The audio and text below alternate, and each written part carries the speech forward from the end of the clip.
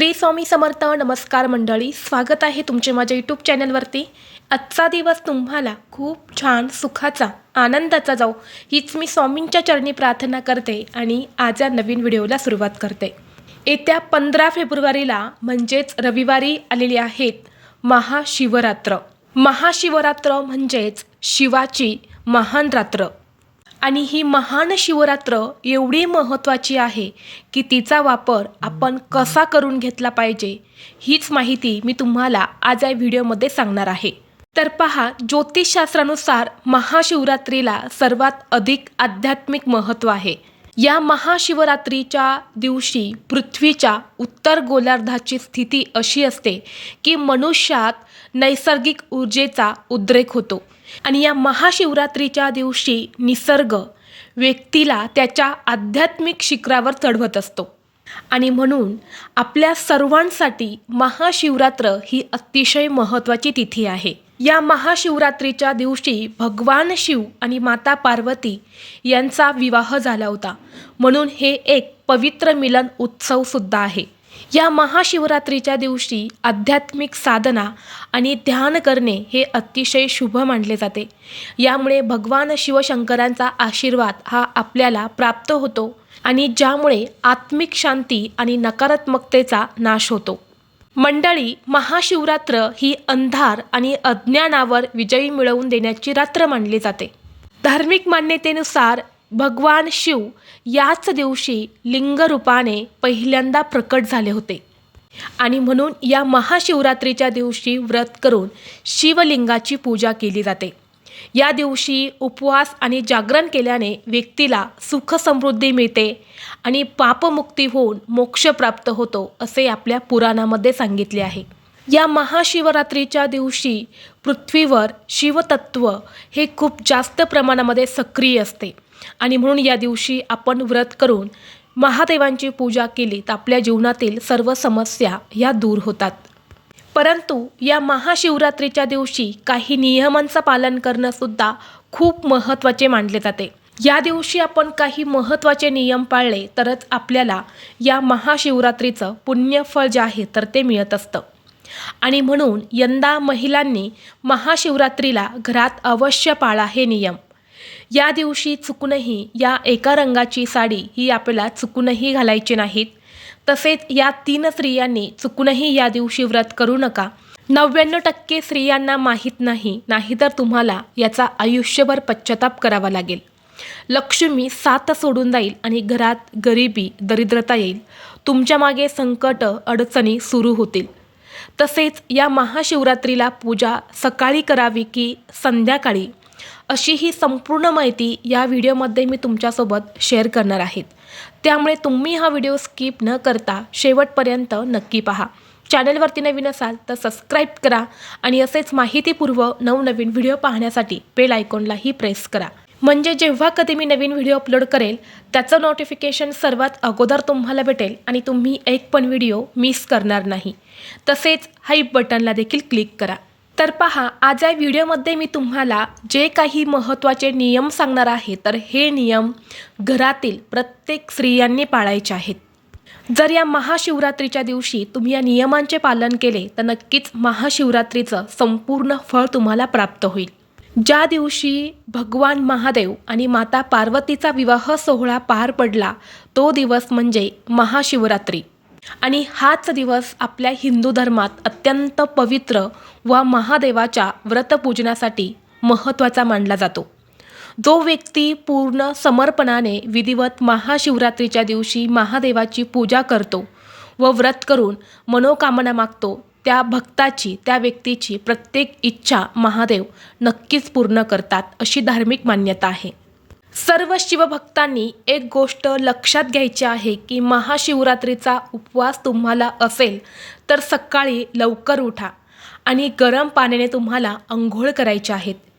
त्यामुळे शरीराची अशुद्धी जी आहे तर ती दूर होईल. स्वच्छ स्नान करून झाल्यानंतर स्वच्छ कपडे परिधान करावे. स्वच्छ कपडे म्हणजे कुठेही फाटलेले किंवा मळलेले असे कपडे या दिवशी परिधान करू नये असे सांगितले जाते. या दिवशी आपलं मन स्वच्छ राहण्यासाठी या व्रताचं संपूर्ण फळ मिळावं यासाठी आपल्याला स्वच्छ शुभ्र वस्त्र जरूर घाला. आता या दिवशी कोणत्या रंगाचे कपडे चुकूनही घालू नये किंवा स्त्रियांनी कोणत्या रंगाची साडी चुकूनही घालू नये. तर पहा, या दिवशी काळ्या रंगाची साडी किंवा पुरुषांनी काळ्या रंगाचे कपडे हे चुकूनही घालू नका. भगवान शंकराला काळे कपडे हे अजिबात आवडत नाही. यामुळे जर या दिवशी तुम्ही व्रत करणार असेल, महादेवाची पूजा करणार असेल, तर चुकूनही तुम्ही काळ्या रंगाचे कपडे जे आहेत तर ते परिधान करू नका. जर आपण या दिवशी काळ्या रंगाचे कपडे परिधान केले तर त्यामुळे दुर्भाग्य येते, धनहानी आणि आजारी होण्याची खूप जास्त शक्यता असते. त्यामुळे पुरुषांनी, महिलांनी तसेच घरातील मुलांनी या दिवशी चुकूनसुद्धा काळ्या रंगाचे कपडे परिधान करू नका. जरी तुमच्या घरात लहान मुलं असेल, ते व्रत करणार नसेल, तर त्यांनासुद्धा तुम्ही काळ्या रंगाचे कपडे जे आहेत तर ते तुम्ही परिधान करू नका. त्याऐवजी तुम्ही या दिवशी शक्य असेल तर पांढरे शुभ्र रंगाचे वस्त्र परिधान करा. स्त्रियांनी सुद्धा पांढऱ्या रंगाच्या साड्या परिधान केल्या तरीसुद्धा चालणार आहे. पूर्ण पांढरे वस्त्र तुम्ही परिधान करू नका. म्हणजेच काय, पूर्ण ब्लाऊज तुमचा पांढऱ्या रंगाचा आहे, साडीसुद्धा पांढऱ्या रंगाची आहे, त्यावर कुठल्याही लाल पिवळ्या रंगाची डिझाईन नसेल तर अशा साड्यासुद्धा तुम्हाला घालायच्या नाही. पांढरे वस्त्र तुम्ही परिधान करणार असेल तर त्यावरती लाल रंगाचे, पिवळ्या रंगाचे जी काही डिझाईन असेल तर ती असायलाच हवी. तर असे पांढरे वस्त्र तुम्ही परिधान करू शकता. त्या व्यतिरिक्त तुम्ही इतर लाल, पिवळा, हिरवा जे कोणते रंग आहेत तर त्या रंगाचे तुम्ही कपडे परिधान केले तरीसुद्धा चालेल. आता आपण पाहूया की महाशिवरात्रीचा उपवास अशा कोणत्या स्त्रिया आहेत किंवा असे कोणते पुरुष आहे ज्यांनी चुकूनही करू नये. बऱ्याच वेळा असं होतं की आपण खूप कष्ट, मेहनत करत असतो, परंतु त्याचं फळ जे आहे तर ते आपल्याला मिळत नाही. आणि आपण म्हणत असतो की मी उपवास केला, व्रत केलं, कष्ट केले, तरीही त्याचं फळ जे आहे तर ते मला मिळत नाही. तर काय होते की काही चुका ज्या आहेत तर त्या आपल्याकडून विशेष तिथीवरती होत असतात आणि आपण महाशिवरात्रीला भगवान शिवशंकरांची उपासना सेवा करत असतो. आणि अशावेळी जर या स्त्रियांनी किंवा या पुरुषांनी उपवास केला तर त्याचे दोष जे आहेत तर ते त्यांनाच लागत असतात. तर त्यामध्ये पहिली स्त्री किंवा पुरुष आहे जे नेहमी दुसऱ्यांबद्दल वाईट विचार करतात, दुसऱ्यांचा वाईट कसे होईल यासाठीच ते प्रयत्न करत असतात किंवा सतत इतरांबद्दल नकारात्मक विचार किंवा वाईट त्यांच्याबद्दल बोलणे किंवा सतत वाईट गोष्टी करत असणे, इतरांना सतत कोणत्या कारणाने जर अशा व्यक्ती त्रास देत असेल तर अशा स्त्री आणि पुरुषांनी चुकूनही महाशिवरात्रीला उपवास करू नका. या दिवशी जरी तुम्ही उपवास केला तर या उपवासाचं तुम्हाला कोणतंही फळ जे आहे तर ते मिळणार नाहीत. या उलट त्याचे वाईट परिणाम जे आहेत तर ते तुम्हाला भोगावे सुद्धा लागू शकतात. यानंतर पुढची व्यक्ती आहे ती म्हणजे ज्या स्त्री आणि पुरुषांचा देवावर विश्वास नाही, देवावर श्रद्धा नाही किंवा श्रद्धेने जर तुम्ही व्रत करणार नसेल तर अशा स्त्री आणि पुरुषांनी सुद्धा या दिवशी व्रत करू नका. जर तुमच्या मनात देवतांची श्रद्धाच नसेल आणि हे व्रत तुम्ही जर केलं तर या व्रताचं तुम्हाला कोणतंही फळ जे आहे तर ते मिळणार नाही. त्यानंतर ज्यांची तब्येत खूप बारीक आहे, ज्यांना वजन वाढवायचे आहे तर त्यांनी सुद्धा उपवास टाळावा. कारण महाशिवरात्रीला उपवास केल्यामुळे आपल्याला अशक्तपणा देखील येऊ शकतो. कारण हा उपवास आदल्या दिवशी करून दुसऱ्या दिवशी सोडायचा असतो आणि म्हणून तुम्हाला शक्य असेल तर तुम्ही उपवास नाही केला तरीही चालेल. फक्त तुम्ही महादेवाची उपासना केली तरीही तुम्हाला या महाशिवरात्रीचं फळ जे आहे तर ते प्राप्त होईल. तसेच ज्यांना वारंवार भूक लागते, ज्यांचे डायजेशन खूप फास्ट आहे, त्यांनीसुद्धा उपवास करू नये. तसेच जी व्यक्ती सतत आजारी असते किंवा सध्या एखादी स्त्री किंवा पुरुष आजारी आहे तर अशा व्यक्तींनीसुद्धा महाशिवरात्रीचा उपवास चुकूनही करू नका. जरी तुम्ही या दिवशी उपवास केला तर त्याचे वाईट परिणाम जे आहेत तर ते तुम्हालाच भोगावे लागणार आहे आणि याचा पश्चाताप देखील तुम्हाला करावा लागू शकतो. त्यामुळे अशा व्यक्तींनी महाशिवरात्रीचा उपवास जो आहे तो चुकूनही करू नका. तसेच ज्या स्त्रिया गर्भवती आहेत, ज्या स्त्रियांच्या पोटामध्ये बाळ आहे तर अशा अवस्थेत शरीराला पोषणाची खूप जास्त प्रमाणामध्ये गरज असते आणि अशा वेळी जर तुम्ही उपवास केला तर तुमच्या आरोग्यावरती वाईट विपरीत परिणाम जे आहेत तर ते सुद्धा होऊ शकतात. त्यामुळे शक्यतो गर्भवती महिलांनी सुद्धा शिवरात्रीचा उपवास जो आहे तर तो करू नका. तुम्ही फक्त या दिवशी नामस्मरण केले तरीही त्याचं शुभफळ जे आहे तर ते तुम्हाला प्राप्त होईल. यासोबतच ज्या महिला स्तनपान करत आहेत, ज्यांना लहान मुलं आहेत, लहान बाळ आहे, तर अशा महिलांनी सुद्धा महाशिवरात्रीचा उपवास करू नका. कारण त्यांनासुद्धा जास्त कॅलरीज, प्रथिने आणि द्रव्य पदार्थ जे आहेत तर त्याची आवश्यकता असते. आणि जर तुम्ही या दिवशी उपवास केला तर दूध कमी होऊ शकते, ज्यामुळे स्तनपान करणाऱ्या महिलांनी सुद्धा महाशिवरात्रीचा उपवास जो आहे तर तो आवर्जून टाळावा. आता ज्या स्त्रियांना मासिक धर्म आहे तर त्यांनी या दिवशी उपवास करावा का? तर पहा, या दिवशी तुम्ही मासिक धर्म असला तरीही उपवास करू शकता. तुम्ही फक्त उपवास करायचा आहे, उपवासाचे पदार्थ खाऊन तुम्ही उपवास करू शकतात, पण तुम्हाला या दिवशी पूजा करता येणार नाही. म्हणून तुम्ही फक्त उपवास करून ओम नमः शिवाय या मंत्राचं तुम्हाला नामस्मरण करायचं आहे, भगवान शिवांचे नामस्मरण करायचे आहेत.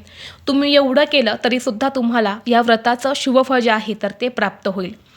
तसेच ज्या मुली आहेत, म्हणजे सध्या आता त्यांना लग्न करायचं आहे, लग्नाच्या वयाच्या मुली आहेत, तर त्यांनीसुद्धा चांगला वर मिळावा, मनासारखा पती मिळावा, यासाठी महाशिवरात्रीला व्रत करून भगवान महादेवांची पूजा केली तरीही त्यांना मनासारखा जोडीदार जो आहे तर तो मिळत असतो. म्हणून अविवाहित मुलींनीसुद्धा या दिवशी व्रत नक्की करावं. आता यानंतर सगळ्यांनाच पडणारा महत्त्वाचा प्रश्न म्हणजे महाशिवरात्रीला पूजा सकाळी करावी की संध्याकाळी? तर पहा, महाशिवरात्र हा जो दिवस आहे ना, हा संपूर्ण दिवस अतिशय पवित्र आणि शुभ मानला जातो. त्यामुळे तुम्ही संपूर्ण दिवसभरामध्ये कधीही पूजा जी आहे तर ती करू शकता. महाशिवरात्रीची मुख्य पूजा रात्रीच्या 4 प्रहरात करणे सर्वात फलदायी मानले जाते. तरीही अनेक जण सकाळी लवकर स्नान करून सुद्धा अभिषेक करत असतात. काही जण घरी अभिषेक करतात, बरेच जण मंदिरामध्ये सुद्धा जाऊन अभिषेक करत असतात. पण महाशिवरात्रीला विशेष रात्रीच्या निशिता काळात शिवपूजन करणे सर्वोत्तम मानले जाते.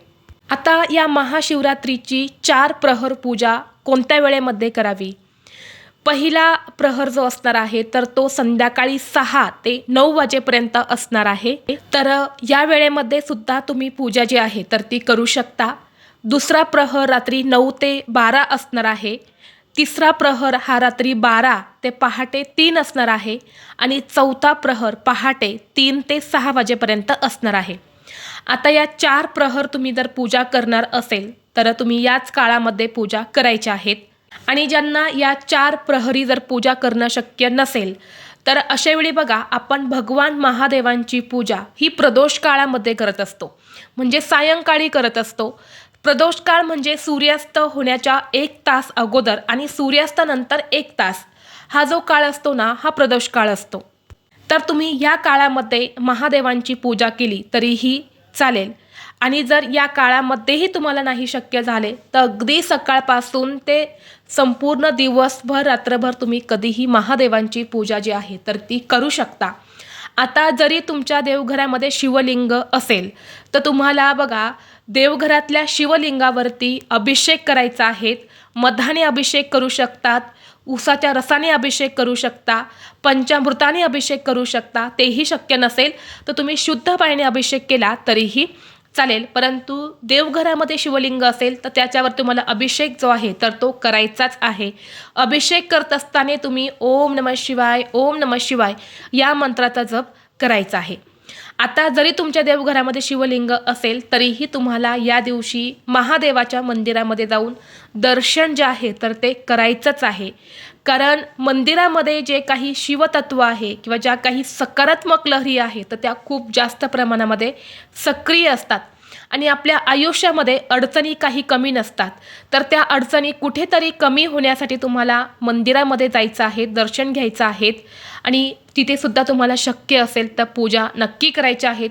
पूजा करणं शक्य नसेल तर 1 बेलपत्र तुम्हाला शिवलिंगावरती अर्पण जे आहे तर ते करायचंच आहे. आता या दिवशी अनेक जण बघा वेगवेगळ्या काही वस्तू किंवा पदार्थ जे आहेत तर ते शिवलिंगावरती अर्पण केले जातात. परंतु तुम्हाला या महाशिवरात्रीच्या दिवशी पूजा करताना शिवलिंगावर किंवा महादेवाला लाल रंगाचे फूल अजिबात वाहू नका. त्याचबरोबर केवडा जो आहे तर तो सुद्धा वाहू नका. पूजा करताना तुळस, तीळ वाहणे पूर्णपणे वर्ज्य आहेत. यासोबतच तुटलेले तांदूळ किंवा नारळाचं पाणी शिवलिंगावरती अर्पण करू नये. तसेच शिवलिंगावरती हळद कुंकूसुद्धा वाहू नका. बरेच जण महादेवाच्या मंदिरात जाताना हळदी कुंकूसुद्धा घेऊन जातात आणि हळदी कुंकूसुद्धा वाहत असतात. परंतु ही चूक तुम्ही अजिबात करू नका. महादेवाला हळदी कुंकू जे आहे तर ते वाहिले जात नाही. त्यांना भस्म हा खूप जास्त प्रिय आहे, म्हणून तुम्ही भस्म लावू शकता, परंतु हळदी कुंकू अजिबात अर्पण करू नका. यासोबतच या दिवशी भगवान महादेवांना प्रिय असणारं बेलपत्र हे सुद्धा प्रत्येक व्यक्ती अर्पण करत असतो. इतर कोणत्या वस्तू अर्पण करो किंवा नाही करो, परंतु प्रत्येक व्यक्ती बेलपत्र अर्पण करत असतो. परंतु बेलपत्र अर्पण करताना किंवा बेलपत्र वाहताना ज्याला 3 पानं आहेत असंच बेलपत्र तुम्हाला अर्पण करायचं आहे किंवा ज्याला 5 पानं आहेत असंच बेलपत्र तुम्हाला शिवलिंगावरती वाहायचं आहे. चुकूनही फाटलेले, तुटलेले किंवा ज्याला 1च पानं आहे, 2च पानं आहे अशी बेलपत्रसुद्धा शिवलिंगावरती वाहू नका. आता या दिवशी आपल्याला पूजा करण्यासाठी बेलपत्र जे आहे तर ती लागत असतात. परंतु महाशिवरात्रीच्या दिवशी चुकूनही बेलाची पानं जी आहेत तर ती तोडू नये असे आपल्या पुराणामध्ये सांगितले आहे. या दिवशी तुम्हाला पूजेसाठी जे काही बेलपत्र लागणार आहे तर ते तुम्ही आदल्या दिवशी म्हणजे शनिवारीच तोडून ठेवायचे आहेत आणि ते बेलपत्र तुम्ही रविवारच्या दिवशी 15 फेब्रुवारीला पूजेमध्ये वापरू शकता. बेलपत्र जे आहे तर ते कधीही शिळे होत नाही, म्हणून अशी मनामध्ये कोणतीही शंका आणू नका की आदल्या दिवशी बेलपत्र तोडल्यामुळे ते शिळे होतात. बेलपत्र हे कधीच शिळे होत नाही. त्यामुळे तुम्ही बेलपत्र जे आहे तर दुसऱ्या दिवशीसुद्धा अर्पण करू शकता. तर हे काही महत्त्वाचे नियम आहेत जे तुम्हाला या महाशिवरात्रीला आवर्जून पाळायचे आहेत. तर ही अत्यंत महत्त्वाची माहिती मला तुमच्यापर्यंत शेअर करायची होती. व्हिडिओ तुम्हाला आवडला तर लाईक करा, चॅनलवरती नवीन असाल तर सबस्क्राईब करा आणि हा व्हिडिओ आपल्या मित्रपरिवारासोबत जास्तीत जास्त शेअर करा. चला तर मग भेटू असंच पुढल्या एका नवीन व्हिडिओमध्ये. तोपर्यंत सर्वांना श्री स्वामी समर्थ.